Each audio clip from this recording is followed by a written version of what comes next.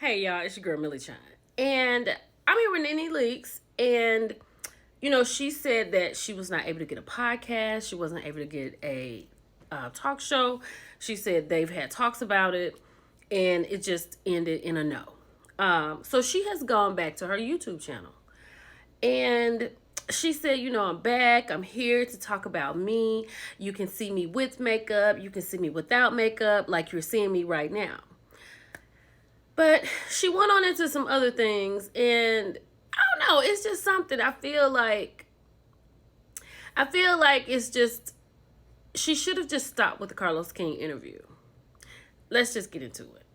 I was so nervous about doing the interview, and Bethanny and I talked about this. I was really nervous because I don't want to be in an interview where somebody is like tricking me or doing some sort of gotcha kind of question. And I didn't know what she was going to do. I have not ever seen her podcast. I didn't know what was going to happen. So fast forward, a car picked me up. I flew into New York. A driver drove me over to Connecticut. So we're driving through her gates. Okay.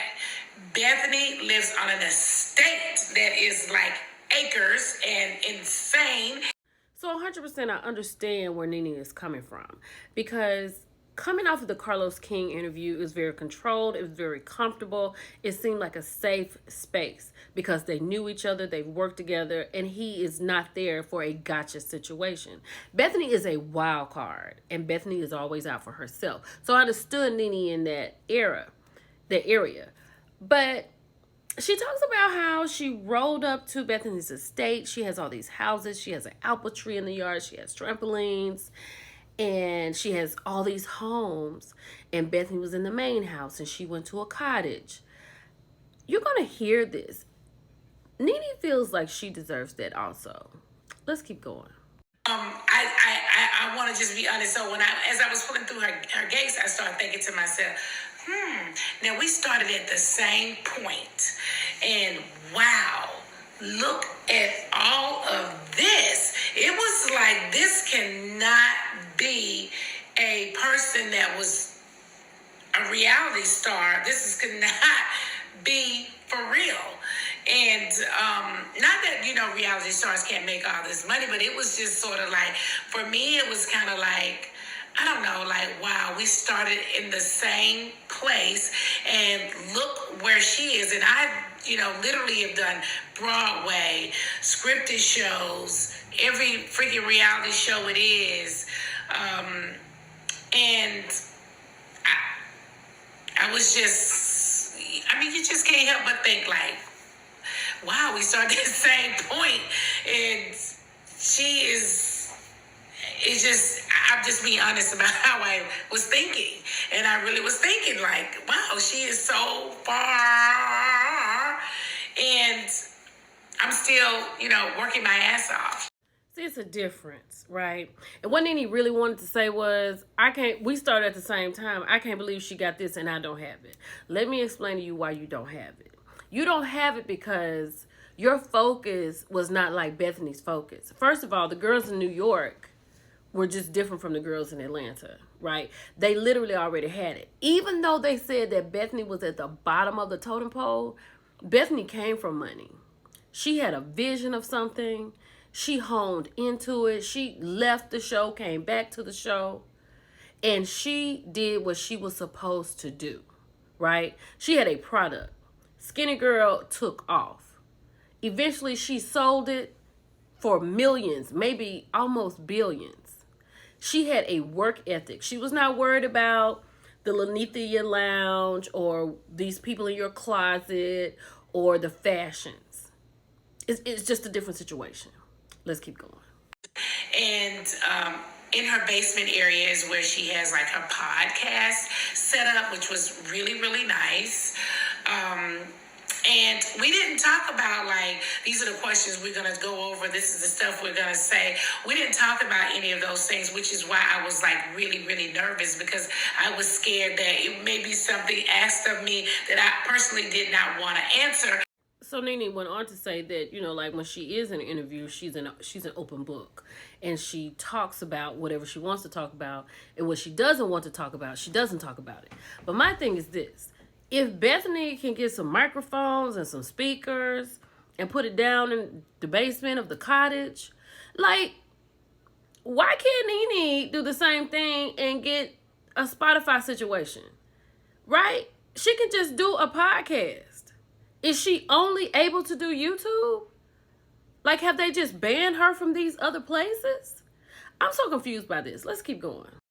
I was asking that they, we should sit down so I can talk to them about the issues that we have, or the things that I know that have been done. And I want to be able to sit down and discuss it with someone. No one to this day that I sit right here and do this interview with you have ever said, let's talk to her. Let's see what her problem is. Let's see if there's a world where we can work things out. When I say work things out, I don't mean work them out and go back on the show. And see, this is what I'm talking about. She said all that already with Carlos. She said all of that. She was like, they didn't want to talk to me. They didn't want to do this. They didn't want to do that. And then she says here that, not work things out where I can go back on the show, but just work things out so we can move forward. But it didn't go like that. But then she said something that I thought was real crazy. Hold on.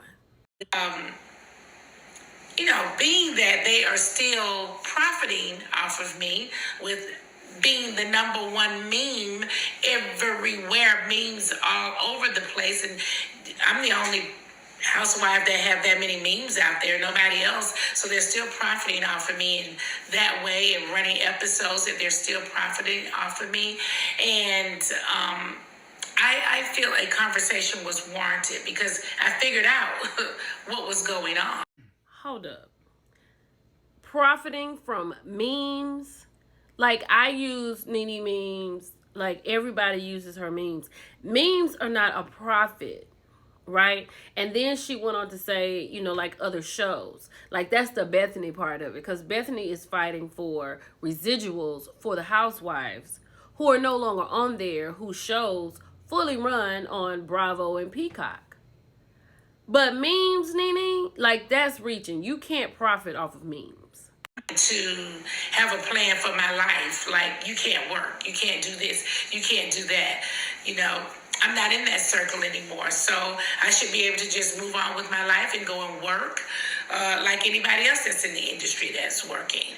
I've never had an issue on any other set before, and I don't see why I can't just work. And like any other woman or any other mom or any other white lady or any other black lady, like, why can't I just work?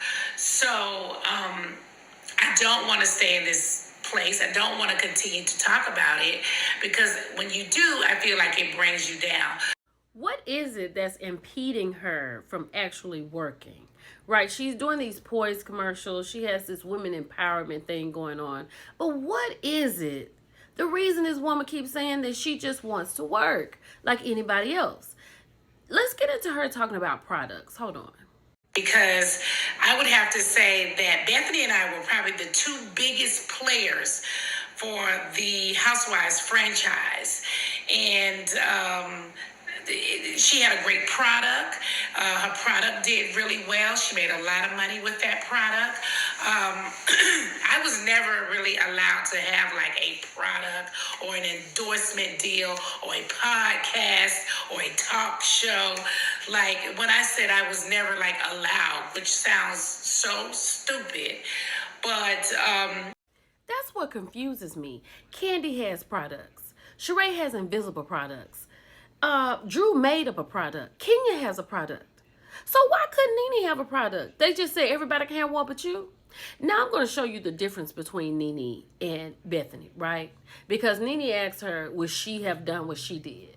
It's your girl Millie Chun, and we can talk about it. Bye. If you felt like you were being abused, I kind of feel like you would. Because I feel like you would just kind of say something. I would have, but if I still had a business dealing with them and needed or wanted the check, I might hold until a rainy day. I And then feel you'll look like a fraudulent employee.